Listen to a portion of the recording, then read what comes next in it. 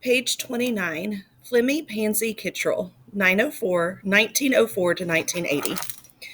Flemmy Pansy Kittrell transformed the public's understanding of nutrition and early childhood development.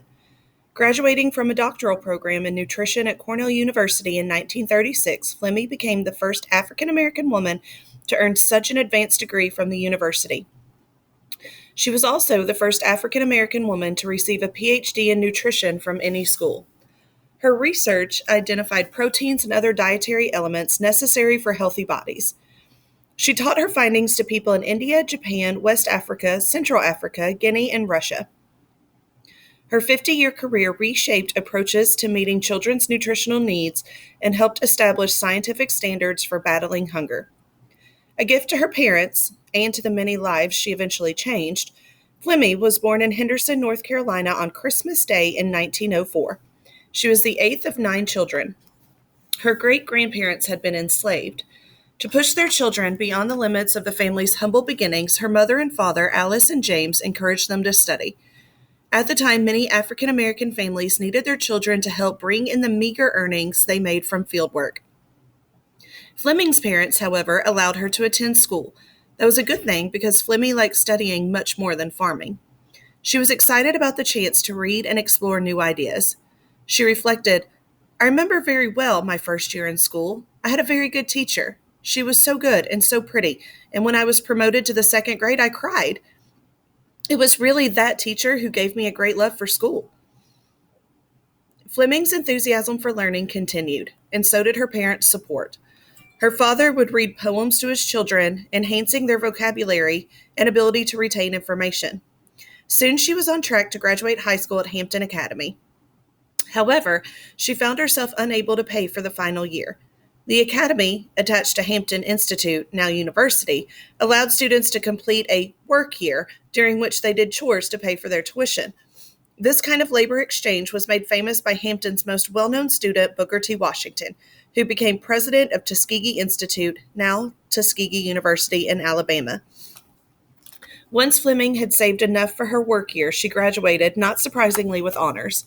She advanced to the college level at Hampton Institute, where she majored in home economics and focused on ways to improve people's everyday lives.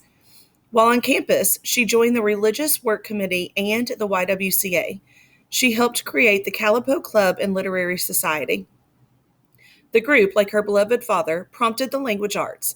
She and some classmates also ran a tea room, providing tasty drinks, ice cream, sandwiches, salads, and cakes to students, faculty, and campus visitors. Flemmy also joined the Home Economics Association. This group organized events such as Baby Day, which allowed tired mothers from surrounding communities to enjoy some alone time while volunteers cared for their children and took them to the beach. Students connected to the association also developed and managed playgrounds, children's activities, and gardening projects. Noticing her bright mind and leadership skills, Flemmy's professors encouraged her to enroll in graduate school. College broadened Fleming's perspective. Some of her classmates came from other states or even other parts of the world, such as Africa, the Virginia Islands, and Puerto Rico. On top of that, the 1920s were an exciting time for women entering college and professional schools. Women were beginning to defy the expectation that they would stay at home rather than pursue higher education. Fleming nervously accepted a scholarship to Cornell University in New York. She finished her master's degree in 1930 and her PhD in nutrition in 1936. Flemmy's father died from a hernia and her sister from a vitamin deficiency.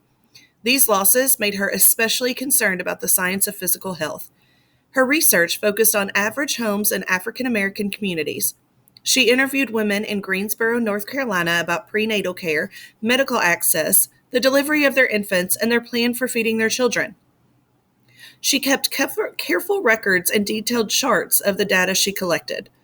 Her research showed that in a state with already high infant mortality rates, Black children were dying at a higher rate than white children. She also found that the Great Depression was affecting families' abilities to meet their nutritional needs. That was challenging to begin with because no one had yet developed adequate nutritional standards. She set out to change that. Flemmy taught at Bennett College for a short time, training students in diet instruction, domestic management, and family care. Later in 1940, she returned to Hampton University, working as the Dean of Women and head of the Home Economics Department. She was well known for applying home economic solutions to social problems. Mordecai Johnson, Howard University's first African American president, learned of Fleming's reputation for serious teaching and personally requested that she come to the prestigious university in Washington, D.C. In 1944, she joined the faculty as head of the Home Economics Department and remained there until she retired. She developed a new curriculum that incorporated science and engineering courses in the home economics program. She also founded Howard University's nursery school. The research she did at Howard played a major part in the creation of national programs, including Head Start, a U.S. Department of Health and Human Services program that services low-income children and their families to this day.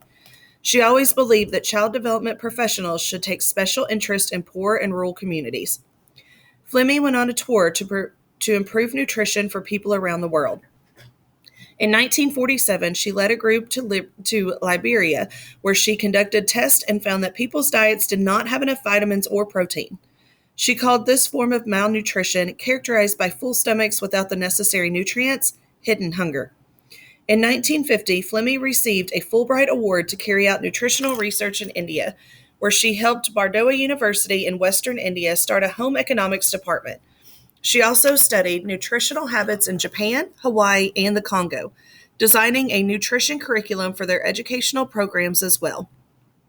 Her reports were printed in several professional science journals and led to many changes in farm-to-table practices around the globe. Fleming received awards from many universities and organizations, including the National Council of Negro Women's Scroll of Honor and honorary degree from the University of North Carolina, Greensboro. The Home Economics Association offers a scholarship in her honor. Although she formally retired in 1972, she continued giving talks about the importance of science-backed nutrition until her death from a heart attack at the age of 75. Fleming is an icon in the field of childhood education and quality diet, which are deeply important to every family. Explore more. Visit kidshealth.org for tips about eating healthy and keeping fit. Tips for you. Look for kids' cookbooks at your local library, or search for kid-friendly recipes online to make your own healthy snacks or even prepare a simple meal for your family. Make sure to ask a parent before using the oven or sharp utensils. Page 37, Mamie Phipps Clark, 1917 to 1983.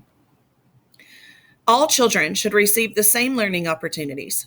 Unfortunately, laws in the United States have allowed some kids to participate in programs that boost their success, while other children are left with second-rate programs that hurt their chances to learn. Some students attend school in safe buildings and have high-quality books and supplies, while others attend schools where they have fewer resources and may be wrongly assumed to be unintelligent. Mamie Phipps Clark knew this was not right. With her husband's help, she built the Northside Center for Child Development in Harlem, New York in 1946. This was the first full-time guidance facility for kids. They provided tutoring to children of families who did not have much money and conducted tests that proved that Black children who had been mistreated were not bad or unintelligent. Through her groundbreaking experience, Mamie helped change the laws that allowed schools to treat kids unfairly. She provided expert testimony in the Brown v. Board of Education Supreme Court case, which decided that separating children in schools based on their race was both unequal and illegal. Mamie was born into science. Her father, Harold, was a doctor, and her mother, Katie, helped manage his office. On April 18, 1917, in Hot Springs, Arkansas, Mamie's parents welcomed her into what was considered to be a privileged situation for an African American child. As a doctor and a spa hotel owner, Mamie's father could afford to provide nice things for his family and take them on fun trips. Their upper-class status gave them access to certain parts of town, usually reserved for whites only. The Great Depression, which devastated so many families, left theirs relatively untouched. Mamie described her childhood as happy and comfortable, but because of the racism of the era, she still had to attend segregated schools. Segregation did not break her spirit. Mamie remembered, "I loved school." She earned good grades and won scholarships to two of the most prominent African American universities in the country, Fisk University in Tennessee and Howard University in Washington, D.C. She chose to attend Howard in the nation's lively capital. She had heard of so many notable people, including philosophers, doctors, and lawyers who were taught there. They were her role models. In 1934, she started college at a young age of 16, hoping one day to make as strong an impact as they had. Majoring in math and physics was no easy task. Maymay had to study more than she ever had. She went to summer school twice in a row to make sure she was up to speed. One summer, she even took 5 courses. Unfortunately, the math professors at Howard treated Mamie coldly. They were not known to encourage women, and Maymay was no exception. Mamie kept Kenneth Clark, a psychology major, and they developed a friendship. Noticing her frustration, Kenneth suggested that Mamie consider transferring to the psychology department. Professor Francis Cecil Sumner, head of Howard's Department of Psychology, was the first African American to receive a PhD in the field. Unlike the math faculty, Dr. Sumner supported Mamie's interest. It was an ideal fit. Mamie would soon have the opportunity to combine her long time enthusiasm for children with her thirst for research. She was grateful to Kenneth for making this suggestion. They became close and decided to marry. Strong-willed and smart, Mamie made decisions for herself. Her parents wanted her to wait until she graduated before marrying Kenneth. Instead, they wed in secret during her senior year of college in 1937. Mamie received her bachelor's degree from Howard, earning top honors. She had done so well that the university awarded her a graduate school fellowship. She immediately began working toward her master's degree. Her thesis investigated how African American children saw themselves. She specifically examined their awareness of race. She found that children knew they were considered black very early in their childhood, around the age 4 or 5. These early reports would lead to more, including her famous doll test. Things were coming together for Mamie. Still, the inequality that came with segregation always aggravated her. She believed her research could prove that discrimination in education was wrong and that African American children were just as capable of learning as anyone else. She just needed to connect with the right people who both agreed and could do something about it. In 1938, Mamie was working at the law office of Charles Hamilton Houston, a well-known attorney who focused on civil rights issues. Many influential lawyers and people linked to the National Association for the Advancement of Colored People, NAACP, visited Houston's office. Mamie met most, if not all of them, including a young Thurgood Marshall, who later became the first African American Supreme Court justice. Each lawyer was brilliant and dedicated to ending racial equality. Mamie kept developing her identity test and collecting data. She and her husband worked together to write scientific articles that communicated how African American children saw themselves. She called her time in Houston's office a most marvelous learning experience. Although she was becoming well known for her work, everything was not perfect. Her primary advisor at Columbia University, where she studied psychology as a graduate student, did not agree with her perspective. He believed segregation should continue. Not having the support of her advisor made her research more difficult. Additionally, some faculty at Columbia disagreed with the conclusions she drew in her dissertation. Changes in primary mental abilities with age. Some of the professors wanted to believe that race was the main factor determining whether someone was intelligent. She dealt with these struggles while also raising an infant, her daughter Kate, and preparing for the birth of her son, Hilton. In 1943, Mamie graduated from Columbia University with a PhD in psychology. She was the first African American woman to receive a degree from the school. Although she had earned the highest degree in her field, she still struggled to find a job. She had to face the fact that people did not want to hire a black woman in the field of psychology. She described the few jobs she was able to get as humiliating because she was the only African American and especially the only one with a PhD. Despite these setbacks, Mamie kept going. By now, she had perfected her doll test, which examined how African American children felt about black and white dolls. The children were asked which doll was good and which was bad. They were also asked which doll looked like them. Many children thought the black doll was bad. Mamie and her husband realized that this was because of the unfair treatment that children experienced in America's prejudiced society. The Clarks found that many of the children who went to segregated schools saw themselves as inferior to white children. Many of those who went to mixed schools expressed more anger about seeing themselves as part of the bad group.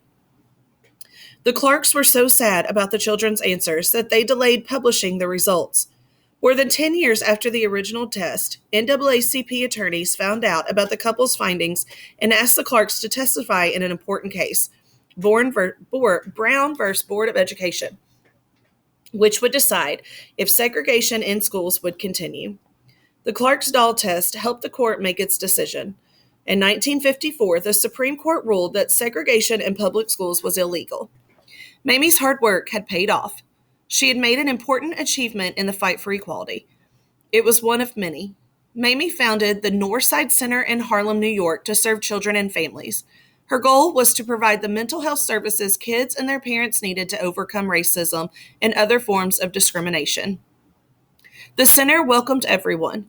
She also worked to provide a safe space and retested children who had been wrongly labeled as mentally challenged. She argued that many of them were not challenged, but simply needed better education and resources. Using psychology to address issues of injustice was Mamie's dream come true. She was appointed to the board of trustees of several organizations, including Columbia University, Mount Sinai Medical Center, the New York Public Library, the Museum of Modern Art, and the American Broadcasting Company. Mamie provided mental health services and directed the Northside Center until her retirement in 1979. Explore more. Visit northsidecenter.org to learn more about the Northside Center. Tips for you? Do you own any dolls or action figures? Count how many are Black, Asian, Latino, or other. How do you feel about them? Talk about it with a parent or older person.